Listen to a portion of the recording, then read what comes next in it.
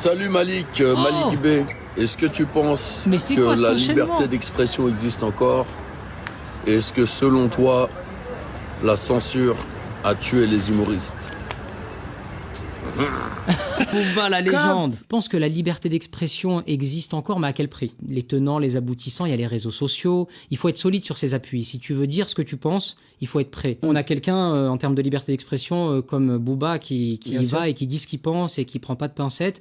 Mais c'est quelqu'un qui est solide sur ses appuis et qui n'a pas peur. Donc il faut être prêt. Et si tu n'es pas prêt, ça peut créer, ça rejoint la deuxième question, ça peut créer, il n'y a pas de censure, mais il y a quelque chose de plus pernicieux, plus vicieux, ça peut créer de l'autocensure.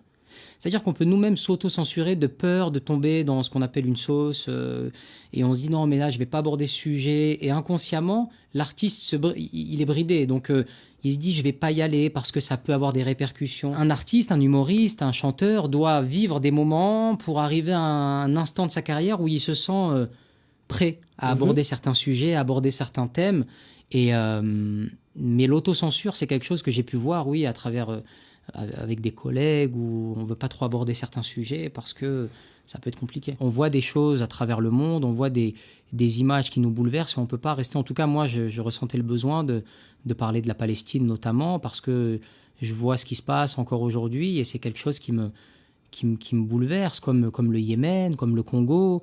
On est humain. Et après, parfois, tu as des politiques ou des chaînes d'infos qui essayent de nous monter les uns contre les autres.